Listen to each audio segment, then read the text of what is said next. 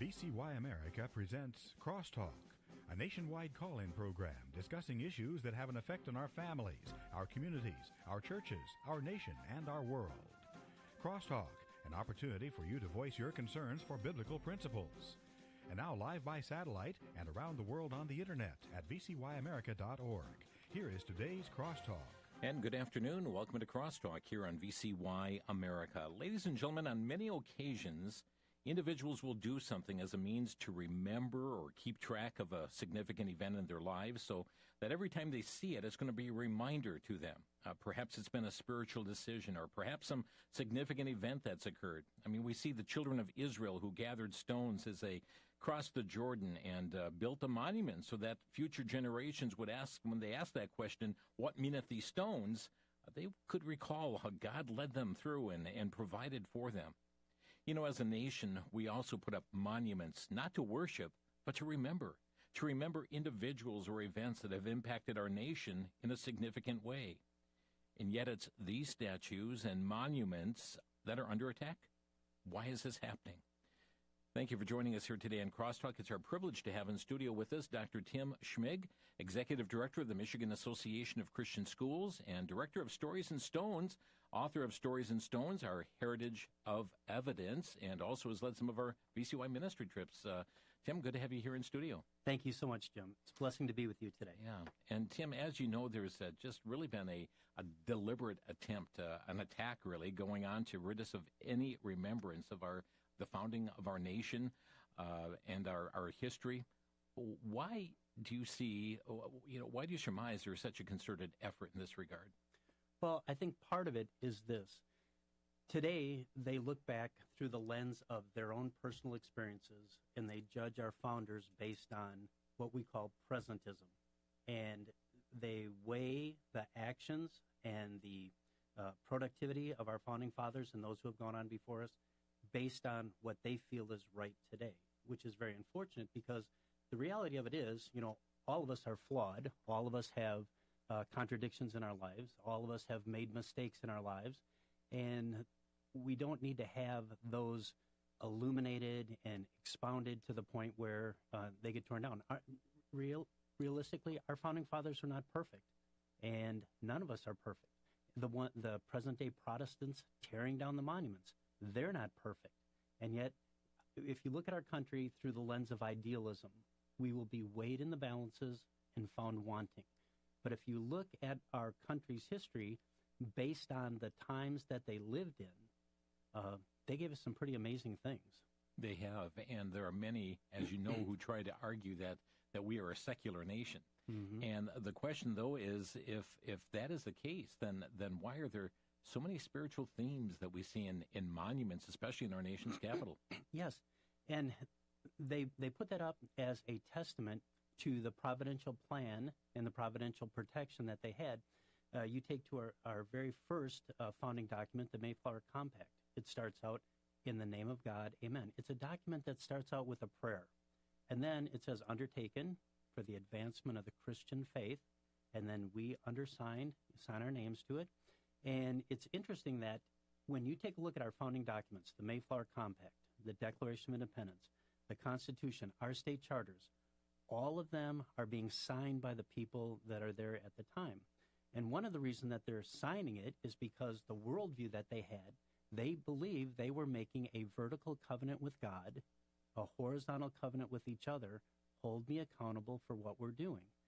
It's very clearly an evidence that they are accountable to God, and they wanted fidelity to the past, to honor those who have gone on before them, that got them here, and then also faithfulness going forward for future generations to look and say, these men signed away their lives, their fortunes, their sacred honor, so that we could have this birth certificate to the greatest, freest country this world has ever seen, and we are supposed to be custodians of that heritage.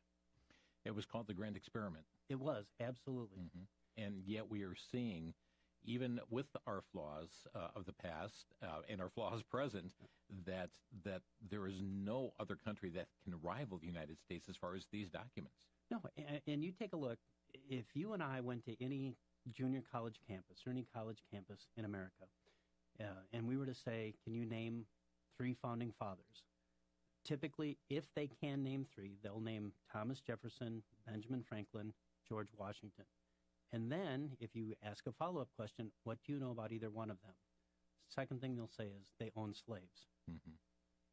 And so, is there anything else about the life of Thomas Jefferson that would merit consideration, would merit study, would merit contemplating the things that he did and why he did it? And if you take a look at the volume of our founding fathers from 1770 to 1805, there's probably 250 major characters. And today, we know 2 or 3 of them. There's a wealth of people. And all of our founding fathers were recipients of common grace. And by that I mean the rain fell on the just and the unjust alike.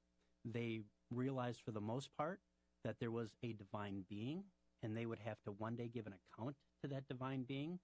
And in their public proclamations as officials of their either colonial charters or state governments, they were, I can't say that they had a biblical worldview, but they at least honored biblical principles in the things that they did. Dr. Jim Schneider, our guest here today on Crosstalk. Let's talk about some of these monuments that have come under attack. The New York Post reported just a couple months ago a story about the New York City Council. They said they're advancing a bid that could yank monuments honoring Washington, Jefferson, and Columbus. So let's begin talking about some of these because we have a very distorted presentation of these individuals today. Let's begin with Washington. What should we be knowing about George Washington? Well, a man of character. When Ronald Reagan gave his first inaugural address in 1981, he said, directly in front of me, a monument to a monumental man, George Washington, father of our country. He led our nation out of Revolutionary War into infant nationhood. He set the standard for what a president should be. He was a man of character in that he paid chaplains the exact same amount of money that he would pay a captain in the military. He thought that his soldiers should be attending divine services. He had a standard for himself that a series of principles that he wanted to live by, rules for civility. And so, judging by the standards of the day, he was a man of character. And yet, so many people have insisted, and you referred to this earlier, that he was a slaveholder. As such, there should not be a monument remembering him or any slaveholder. How do you respond to that? Okay, so first of all, slavery was not an American invention. We inherited it from the British, which is what we were at the time. Paul Revere never went through the countryside and said the British are coming because we were all British. He would have said the redcoats are coming, the king's regulars are coming, the king's ministers' own are coming. He would not have said the British are coming. We inherited a couple of really bad concepts from the British as colonists. Their lousy roads, we inherited that from them. Their very poor agricultural systems, we inherited that from them. Their caste system. In colonial America, there was the very rich and the very poor. We inherited that from them. And yes, slavery was a part of the American culture. The fact that they owned slaves, many times the slave owner would give them manumission or freedom upon the death of the slaveholder. Except in the state of Virginia, it was very difficult to free a slave if you were indebted because the people you owed the money to got the slave as payment of your debt. So to just let them go, there were laws against that. And so we look at it and we just say, okay, it was a very unfortunate thing.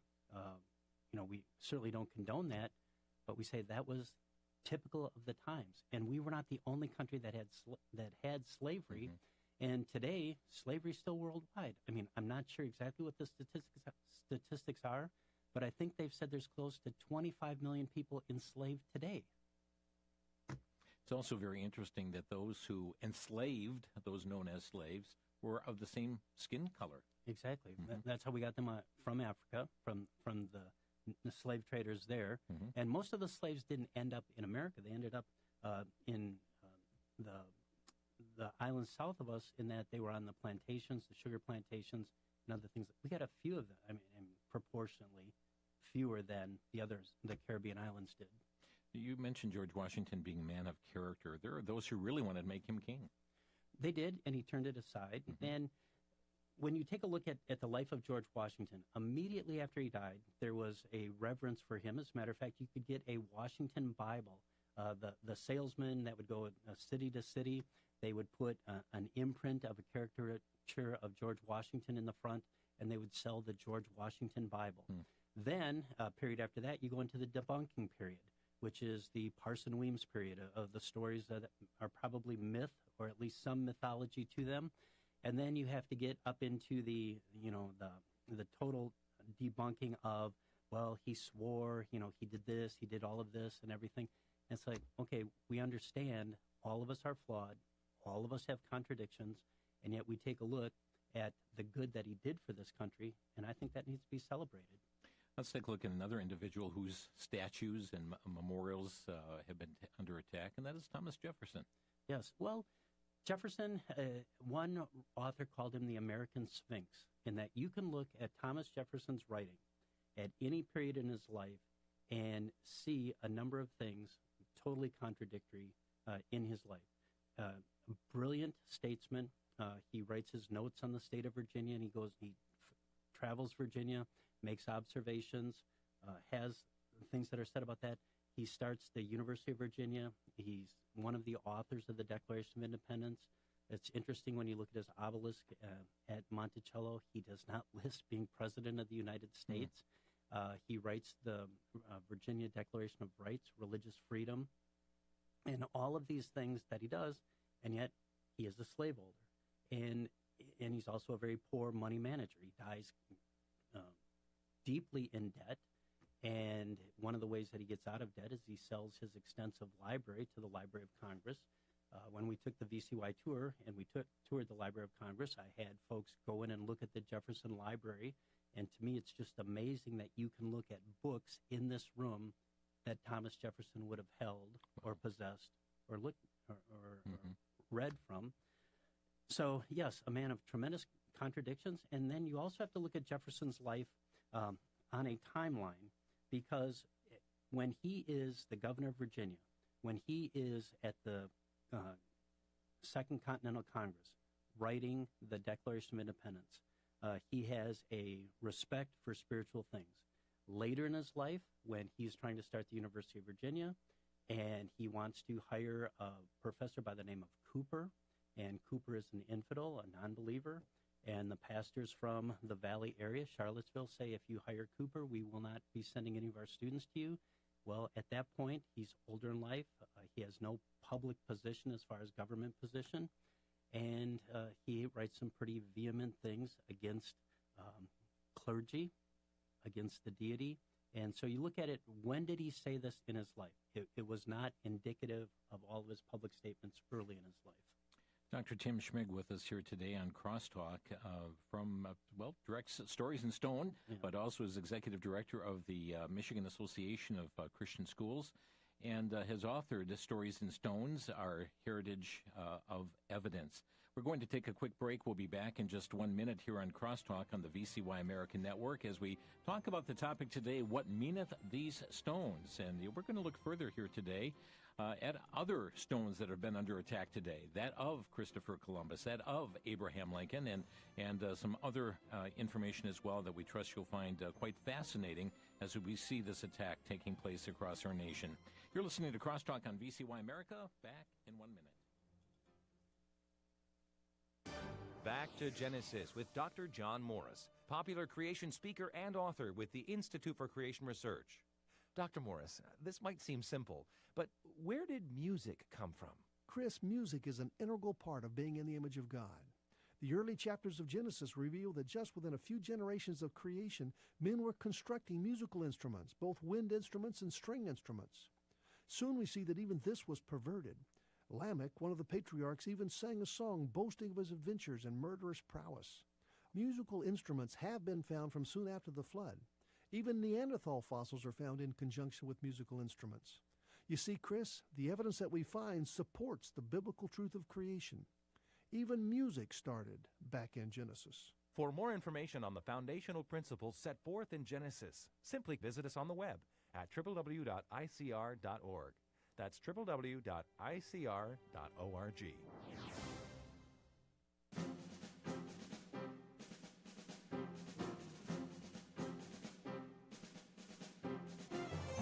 This is Crosstalk coming your way from the VCY American Network. Dr. Tim Schmig is with us today, Executive Director of Michigan Association of Christian Schools, Director of Stories and Stones, and author of Stories and Stones, Our Heritage of Evidence. Friends, we're talking about this attack that we have seen more recently in recent years against the monuments, against the statues of our nation. We're talking about some in particular that have been targeted, George Washington. We have schools that are even changing names from some of these individuals. Another we were just talking about was Thomas Jefferson. And before we move on to someone else, Tim, I'd like to ask you about Thomas Jefferson in particular, because there are many who will hold him up and say, well, he is the one that promoted and came up with the idea of separation of church and state, and therefore we should not have the church engaging in the affairs of the state. Well, in 1801, when the New England pastor Leland rolled a 2,000-pound cheese to Thomas Jefferson, guaranteeing Jefferson that the cheese was milked from Republican cows out in the New England area, he brought this massive cheese to the White House and gave it to Thomas Jefferson, the executive mansion at the time.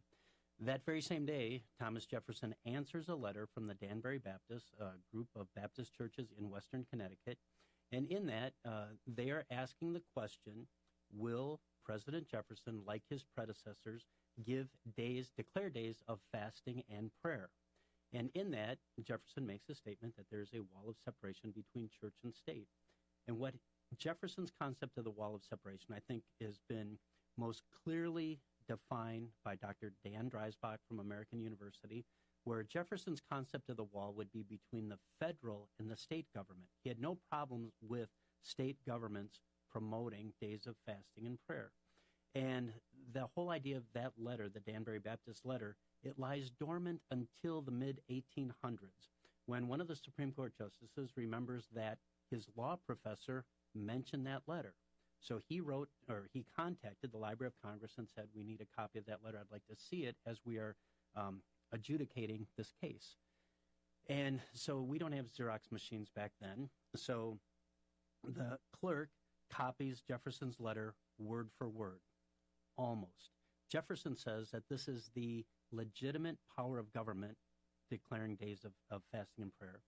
And the clerk mistranslates the word, and he says this is the legislative power of government. And all of a sudden, that misstatement in the letter, it enters the American lexicon. And so that about 1860, 70, you get that in the one Supreme Court case, mentioned a few more times. And then you come to the Everson v. Board of Education Supreme Court case, where the whole idea is, can a public school bus be used to transport children to a private parochial school? Justice Hugo Black, the Ku Klux Klansman, is the one who writes in the Everson case that there is a wall of separation which must be held high and impregnable. So since then, Jefferson has been quoted as far as the author of Separation of Church and State multiple times, every single year. And even during Jefferson's lifetime, they tried to credit him with the First Amendment. He says, no, I didn't do that. I was an ambassador to France when they were debating that. So therefore, it's very much a misnomer as far as this wall of separation. Oh, yes, it is, and it's unfortunate, but other things like that have happened in history where miscommunication, wrong identification, it's like, okay, this is our present reality. We deal with it, even though there's no way we can unring that bell. Yeah. Tim, let's talk about another one of these monuments, and I know we could spend a whole program on each one of these characters here, but let's talk about Christopher Columbus for a bit. We are trying to erase him, Columbus statues coming down, and also, I mean, even looking at the calendar, there are many who have no longer allowed for Columbus Day, but we have to have Indigenous Peoples Day. Yes, exactly. And in Washington, D.C., right outside of Union Station, they have the Christopher Columbus Monument. It had a fountain to it. That hasn't been working in years. In, I think, 1992, somebody put red paint all over the monument. And to me, that's a modern phenomenon in the last 100 years, because in 1892, the equivalent of the National Education Association printed a New Testament in honor of Christopher Columbus. So for the first 300 years, we venerate the man, and we are thankful for, and I love it, discovering a new world. All right, and you know, he you take a look, and obviously he's another one of those who should have known better. And so we look at through the lens of today, look back, and they should have done something different, and they didn't. What the modern-day Protestants do about our history is, first of all, they criticize it. They should have known better. Then they try to correct it. Well, he could have done this, but he didn't. And then they condemn it, and part of the condemnation is tearing down the statues, taking names off schools, removing murals from government offices, and these types of things. Because they must think that if it's out of sight, out of mind. But the reality of it is, we've been given this as 1 Corinthians chapter 10 says, history is given to us, number one, as an example. We learn something good from them. But also the word ensample means scar or mark. And if we get a scar on us because we didn't do things well or we did something stupid, we look at that scar and we think, oh, yeah, we don't need to do that again. Right. And so sometimes the negative lesson is just as powerful as the positive lesson. Let's talk about somebody else, and that is Abraham Lincoln. Yes. And we talked about slavery, and many would say, Abraham freed the slaves. How could it be that he is being targeted in all of this? And yet, the Emancipation Proclamation came under him, and yet one of the monuments known as or statues as the Emancipation statue has been come under attack as well. Well, there you go again, because I don't think they thoroughly understand what they're doing when they tear down the monuments. They see a monument, it needs to be torn down because it's a monument. Even to the point of total insanity that out in Seattle, they wanted to tear down the monument to Jimi Hendrix, who is the patron saint of rebellion. Why would they tear down that monument? When we go to Washington, D.C., and we stand at Ford's Theater, we turn across the street and we look at Peterson House, and there's a museum to Abraham Lincoln there. There is a 4-story circular staircase, and the staircase is surrounding books about Abraham Lincoln. There are more books written about Abraham Lincoln than any other president, the rest of the presidents combined probably. And to study the life of Abraham Lincoln, number one, he kept the nation, he kept the Union together. He did what he had to do. He was a man who, for his time, was very wise, very eloquent in the things that he did. You go to the Lincoln Memorial, you take a look at his second inaugural address off to the left-hand side. It is the most theological statement in American history. It's just replete with Bible references, prayers, requests that as we go into a national healing after the Civil War, that there would be kindness shown to the widow and to the orphan, with malice towards none, with charity for all. And for whatever reason, he didn't do enough. Well, he did everything that he could. And as a matter of fact, when you take a look at the American experience, the men who signed the Constitution of the United States, they were slaveholders, the southern states, not a few in the middle states, very few in the northern states. But in order to get this country after the Revolutionary War, they had to have a compromise. And the compromise was, we're gradually going to phase out slavery. It doesn't work, and then we have the Great Civil War. We're the only nation that's fought a civil war to eliminate slavery. It's very interesting indeed, and when you consider the proclamation that he did, day of prayer, of fasting, yes. reconciliation, yes. and so forth, he talked about all the wonderful blessings that we had as a nation, but we have forgotten God. Mm-hmm. Exactly. And he understood, that basically he believed, I think, in the providential view of history, that ultimately there is a divine providence over everything. Man is responsible for his mm-hmm. actions. Man is responsible for the things. And one of the things that he talks about in his second inaugural address is that God punishes national sins. And this national sin of slavery, the punishment for it has been the Civil War that has killed almost 750,000 people. Almost every family, north and south, was touched by the Civil War. Yeah. Dr. Tim Schmig with us here today on Crosstalk, and our topic today, what meaneth these stones, and talking about this. And Tim, I know there are so many more monuments and statues and individuals we could talk about, but I'd like to approach this from another aspect, and that is, when I looked, and as I was preparing for today's program, all of a sudden some of these communist goals start coming mm-hmm. through my mind. Here's goal number 30 from the communist goals. discredit the American founding fathers, present them as selfish aristocrats who had no concern for the common man. Mm-hmm. We're seeing that fulfilled. All right. Well, think about it.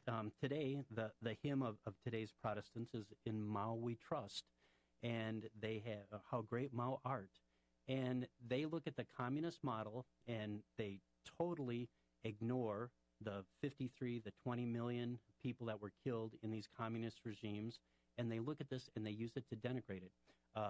Eldridge Cleaver and others would say that basically the history of the United States, a quote from Eldridge Cleaver said that the government of America was a government of the pigs, by the pigs, and for the pigs.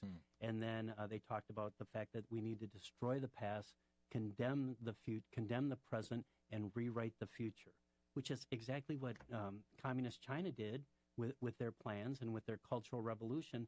They destroyed the past so that if we can destroy it, it didn't happen. So, friends, I want you to understand one of the communist goals is for a discrediting of the founding fathers, and yes. that is part of the goal. Here's another one. Goal number 22 says, continue discrediting American culture by degrading all forms of artistic expression. Eliminate all good sculpture from parks and buildings. Substitute shapeless, awkward, and meaningless forms. Oh, absolutely, and I get that, and yet when they tear down the Thomas Jefferson statue, when they remove it out of the City Hall of New York, or where it was, I don't think they're tearing down Jefferson the man, but they're tearing down Jefferson the ideas that he was able to plant in seed form in our country. Things like freedom of speech, trial by jury, scientific inquiry, individual liberty, the rule of law. He would have very much assented to, if you want good laws, follow the Ten Commandments. And so are they tearing down the statue of the slaveholder or the ideas that he put in seed form in this country, which has basically given us the greatest, freest country in the world for the last 250 years? It's because those stones remind us of those ideals. Absolutely. They're a testament. And when Israel went into the Promised Land, when they were to create the monument, it was a national monument with a spiritual heritage. What meaning by these stones? Well, there was a day that the Jordan River was 3 times its normal width at flood stage. God miraculously dried that up and brought us here. And so we look at the monuments to some of the giants on whose shoulders we stand. We cannot criticize them for not being able to see as far as they could. We shouldn't criticize them for decisions that we know today they shouldn't have done. Just like I think it's humorous. All of us have done this, but we look back to our high school graduation pictures and we think, what was I thinking when I bought that suit? Yeah. All of us have regrets. Fifth quarter quarterback. Exactly. So Monday morning quarter. That's it. Right. And we see that being played before us. Friends, a quick break is coming before us here, and just a little bit more discussion, but we'll also be providing you opportunity to call in on the program as well. So certainly be formulating your questions, your brief comments for us here today. Dr. Tim Schmig is with us, and asking that question, what meaneth these stones? Looking at some of the attacks that are taking place, but what is the motive behind this as well? And we are seeing the communist goals are very much at play in destroying our nation's heritage. We'll be back in 1 minute. You're listening to Crosstalk on the VCY American Network.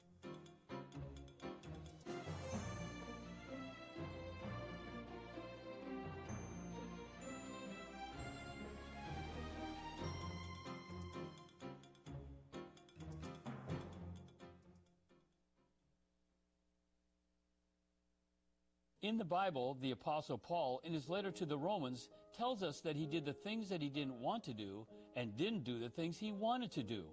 Maybe you can relate with a stubborn habit. Dr. Erwin Lutzer wants you to find lasting biblical transformation with his book, How to Say No to a Stubborn Habit, which is 50% off this month at the VCY Bookstore and Outreach Center. Learn the 3 essential ground rules you must accept to truly change. Discover the secret to doing away with tempting thoughts, and see for yourself the roles of God, Satan, and your loved ones in your success or failure.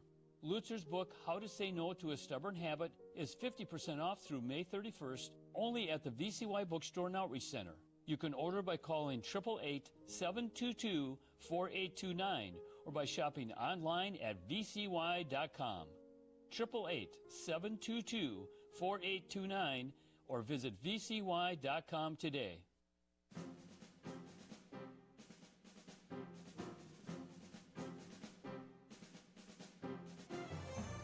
program is called Crosstalk, and it comes your way here from the VCY American Network. With us today, Dr. Tim Schmig, as we ask the question of what meaneth these stones? As we see the heritage of our nation under attack in so many different ways, we see it, manifest through the taking down of monuments, murals, paintings, anything that having to do with these. Yet, it's amazing when one goes to the U.S. Supreme Court building, how many places in that building are engraved the Ten Commandments and Moses. Tim, that there's great significance that the founders had etched into these buildings. That is our heritage. It's our heritage, and it's not just, there's Solomon that's there, there's Moses that's there. On the eastern side of the Supreme Court building at the pediment, there's Moses holding the Ten Commandments. As you walk into the great chamber, you will see an oak panel door there, and it's got Roman numerals 1 through 5 on one side, 6 through 10 on the other side, which if you Google it, go to that fount of all knowledge, Google, and it will say that is the icon for the Ten Commandments. Not the Bill of Rights. Not the Bill of Rights, no. Tim, we know that the education system is being used to accomplish these communist goals and to accomplish this upheaval that's going on. Listen to goal number 17. Get control of the schools. Use them as transmission belts for socialism and current communist propaganda. Soften the curriculum. Get control of teachers' associations. Put the party line in textbooks. Do you think that's happening today? I would say that for any parent out there, for any grandparent, I firmly believe that the last best hope for patriotism in America, for love of country, for instilling character in young people, is either homeschooling or put your child in a Christian school. And the reason for that is people put their children in a Christian school for the things they can't get from the government schools. And it would be character and Bible study, and then also prayer, and teaching young people that there is a responsibility. I've often been asked, working with the Michigan Association of Christian Schools, how do our students do in the real world? Because if you compare the government schools, Caesar's Palaces, to our schools, there's no comparison by gymnasium, science lab, computer lab, and yet our graduates get accepted in the military academies, all the places that they want to go. They do a commendable job. And the reality of it is, we haven't seen the real world east of Eden. We live in a fallen world right now, a world that has set its back to the Lord, not turned its face to the Lord. And so we work with fallen people and try as best as we can to say, follow me as I follow Christ. And I do believe it is God honoring to honor the things that the Lord has given us. And Isaiah chapter 6, as the seraphim who shout day and night, the whole earth is full of his glory. We need to see his glory and the Lord in our history and celebrate those things and make sure that they're passed on to the next generation. Ronald Reagan said we are one generation from destruction. Wow. That's sobering, folks. Let's open our phone lines here today on Crosstalk. Our number, 800-733-9829, 1-800-733-9829. Our guest today, Dr. Tim Schmig. And we're talking what meaneth these stones, and perhaps you have noticed matters going on in your own community, or certainly our nation's capital as it relates to the attack that we've seen upon remembering the heritage of our nation, whether it be that of statues or morals, I should say statutes as well, because that is very much the case. Our number, 800-733-9829. Tim, aside from the school aspect that you just mentioned, how should believers respond in such a time as this? Well, I think that we need to speak up. We need to have a voice. I would say responding either by calling into programs like this, writing a letter to the editor, showing up at school board meetings, but letting their voice be heard, maybe writing to their elected officials, or better still, when their elected official is back in the district and they have, coffee with the congressman or whatever. Talk to them about these things. Let them know that you are concerned, because there's a concerted movement to have these monuments destroyed, to have an educational system that promotes indoctrination rather than education, and speak up to our elected officials. And if your elected official is not satisfying to you, run for office yourself. And there's nothing that says you can't run for office. And always remember, we pray for our elected officials. The Bible tells us, I beseech, therefore, that first of all, prayers, supplications, intercessions, giving of thanks be made for kings, for all that are in authority. pray that the Lord will change their heart. And if he doesn't change their heart, pray he changes their occupation. And I know this is vitally important, Tim, as we consider even the movement that we've seen where schools have gone very woke in the materials that they offer. And there are a number of believers today in various school districts who said, I am going to make a difference. I'm going to run for office. And we need more individuals who are going to run for office, whether it be city council members, county board supervisors, state legislators, and certainly congressmen and U.S. senators as well. Oh, absolutely. We're supposed to be salt and light. And salt in the salt shaker doesn't do much good. It's got to be applied into the society, into community. Let's go to the phone lines. We have Dick calling from Washington. Hi, Dick. You're on the air. Thank you, Jim. A little addition of information about Thomas Jefferson. Thomas Jefferson authored the Northwest Ordinance, which is north of the Ohio River to the Great Lakes, west to the Mississippi. And in that document, written, I think it was 1787, he banned slavery and involuntary servitude. Tim, your response? We knew that as we progressed westward, I mean, once we got over the Appalachians and we realized how much land there was, and that was one of the things that Jefferson did with the Lewis and Clark expedition. How much land do we have, and can you find a waterway to the Pacific Ocean? Once we realized how much land there was, then you've got the great debate. Congress is divided almost equally between slaveholding states and free states, and what's the representation going to be? And that's where you come up in the 3/5 principle, and then also you've got the Missouri Compromise as far as states going westward. Are they going to be slave states or free states? But that is a good point. The other thing with the Northwest Ordinance is he instituted education in each community that was there. And then also another thing that I think is pretty interesting, if you travel very much in the east, the roads there can be as complex as any math problem you've ever seen, but it was said that in the Northwest Ordinance, roads would run north, south, east, west, except by the lay of the river or the lay of the land. Very interesting. Thank you, Dick, for the issue here today. Thank you. Let's go to Jeff next in Garland, Texas. Jeff, you're on the air. Good afternoon. I was just calling to ask why your guest keeps referring to these people who are wanting to remove all this stuff from our history. Why does he keep referring to them as Protestants? Because they are, they're protesting. They're the protesters.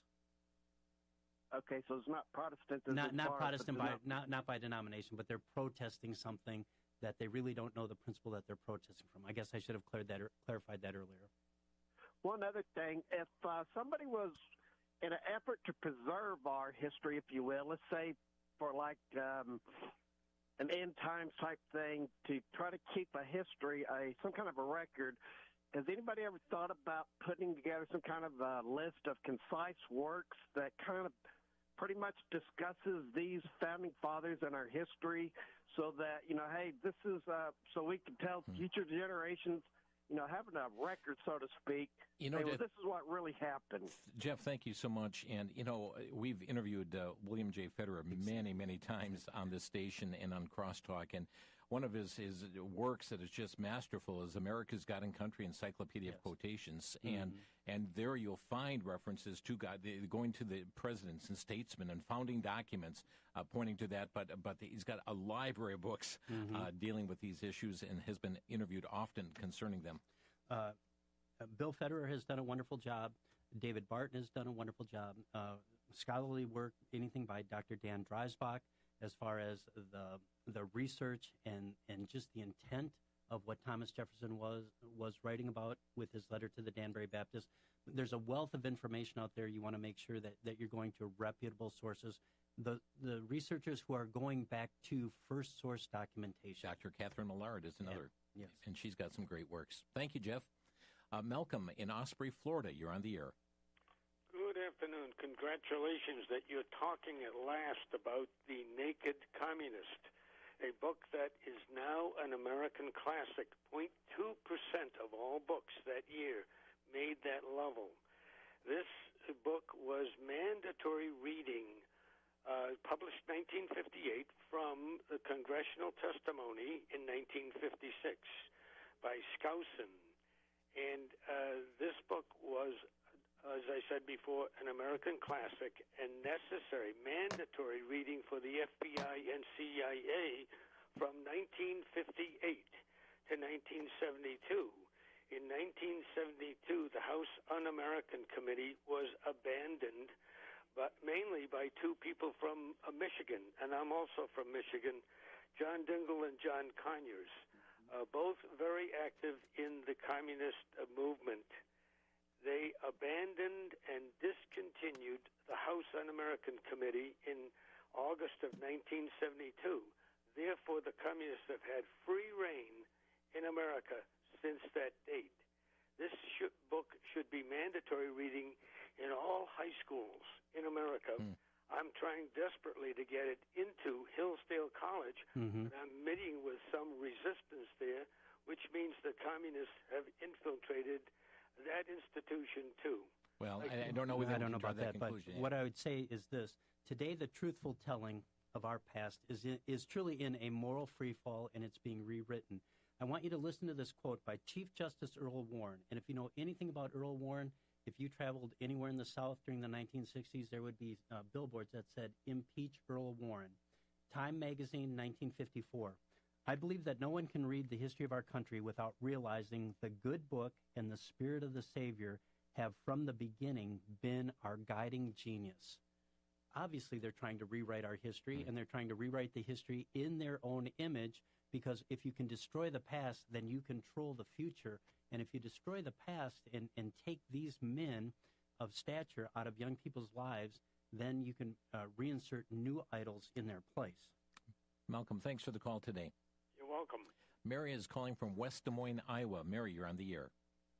Yes, I'm glad they mentioned the naked communists. I was wondering if some organization like yours or other people that are always reporting these opposites, if it could just be printed on 3 or 4 sheets of paper, and it could, what the communists, their manifesto is and everything, and what they plan to do, and then a quote from Lenin or Marx that says, "Useful idiots."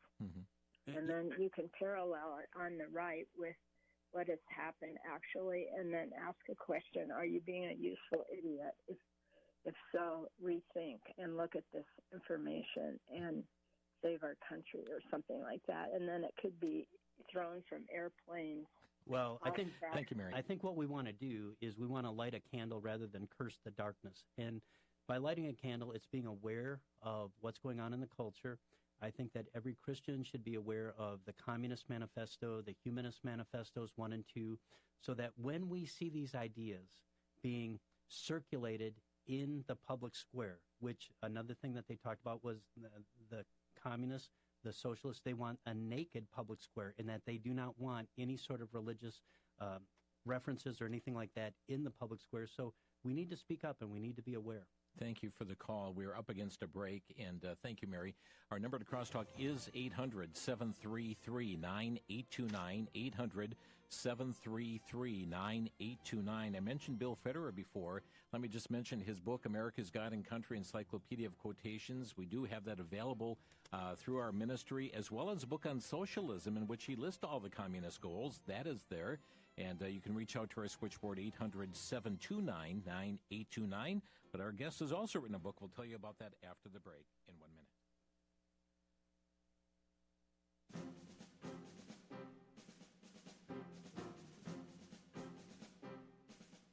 What meaneth these stones? Our topic today on Crosstalk. Dr. Tim Schmig is with us today. And by the way, he's written a book, Stories in Stones, Our Heritage of Evidence. Tim, where can our listeners get a copy of the book? It's available on Amazon, and they can just go right there, put my name, Schmig, Tim Schmig, Stories in Stones, and they can pick it up there. Okay, SCHMIG. Yes, sir. And you'll find it there, again, is called Stories in Stones, Our Heritage of Evidence. Let's go right back to the phone lines. Keith is calling from Napier, Nebraska. Hi, Keith. You're on the air.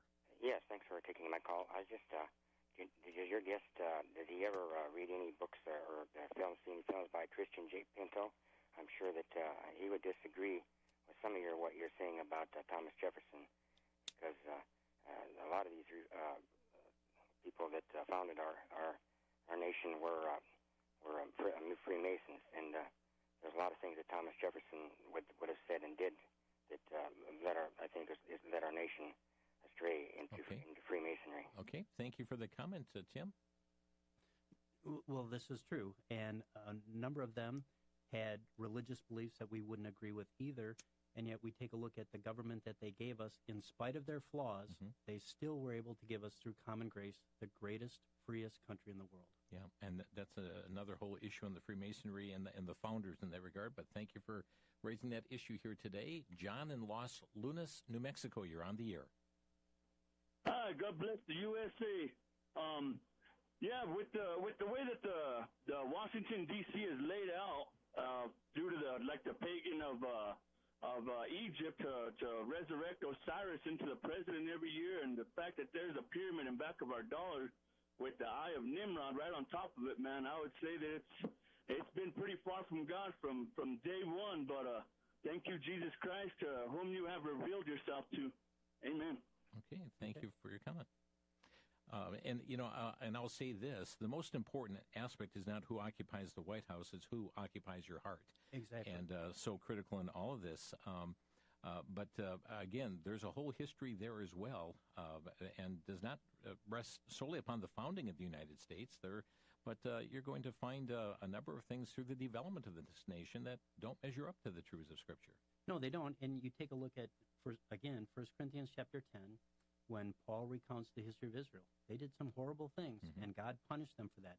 There's biographies of the life of David, incidents in David's life that you can't celebrate, and yet God said, David is a man after my own heart. So we celebrate the good, and we acknowledge that there's flaws, but we don't negate the whole person because of the flaw. Right. And again, we have the greatest nation on earth as far as it was called the experiment. And wasn't it John Adams who said that it was made for religious and moral people, and our Constitution's not going to be good for anything else other than that? Right. And with a representative republic, it is good for moral people. You have to be able to obey the concepts and the principles of law. You cannot have anarchy. You cannot have every man doing that which is right in their own eyes. Right. A representative republic is obeying the law. Brian is calling from Hebron, Kentucky. Brian, you're on the air. Hi, good afternoon there, brothers. Thank you, Jim, for having Dr. Tim on there. Another guy that I'm going to have to start sharing on social media. I like to share everything about our founding fathers from either, like you were saying, William Fetter, Wall Builders has an enormous book of everything from the founding fathers, original intent and original writings. And you start to hear that 29 of our 56 signers are a Declaration of Independence. We're biblical scholars, theologians. And I just wanted to ask your guest, Dr. Tim, there, what he knew and what he could tell our listeners about Dr. Benjamin Rush. Okay, Dr. Benjamin Rush was the youngest signer of the Declaration of Independence. Matter of fact, he was a good friend with Thomas Jefferson, and he would sign his letters to Jefferson, your compatriot of 1776. In his mind, the high water mark of his life was signing the Declaration of Independence. And too often we look at the painting in the Capitol building, and we just think, oh, just a bunch of dead guys who have gone on before us. But they were people just like us. As a matter of fact, Benjamin Rush was very much interested in Richard Stockton's daughter, and he was not getting anywhere as far as her showing interest in him. And so one day he said, I heard a message from John Witherspoon. And she said, John Witherspoon, another signer of the Declaration of Independence, is my favorite preacher. Because of that, Richard Stockton allows his daughter to marry Benjamin Rush. Benjamin Rush is founder of the American Bible Society, Philadelphia Sunday School movement. He does Surgeon General of the Continental Army.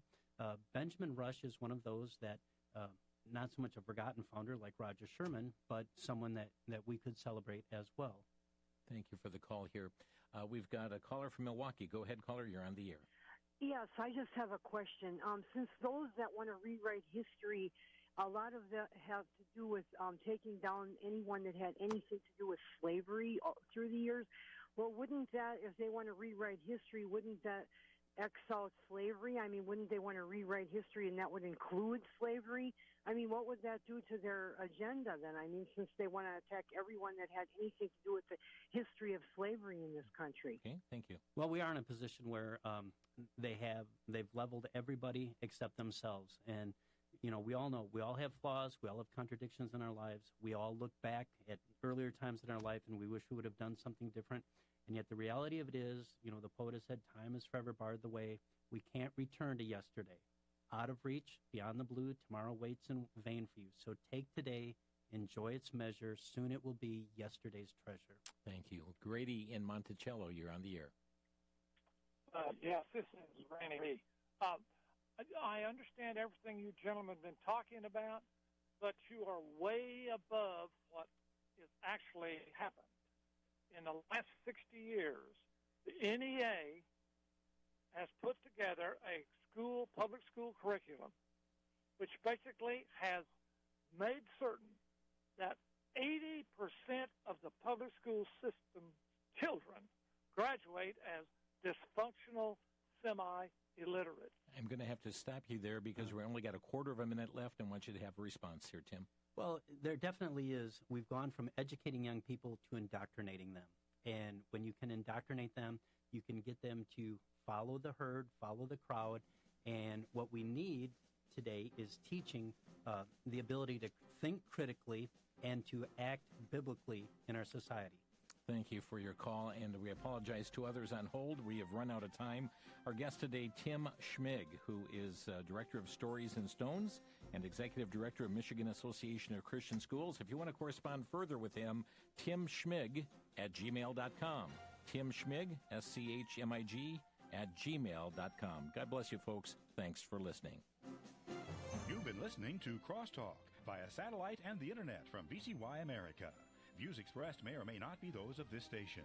For a CD of today's program, send a donation of $6 or more to VCY Take Ministry, 3434 West Kilbourne Avenue, Milwaukee, Wisconsin, 53208. Or download by RSS or podcast from crosstalkamerica.com. And join us again for Crosstalk.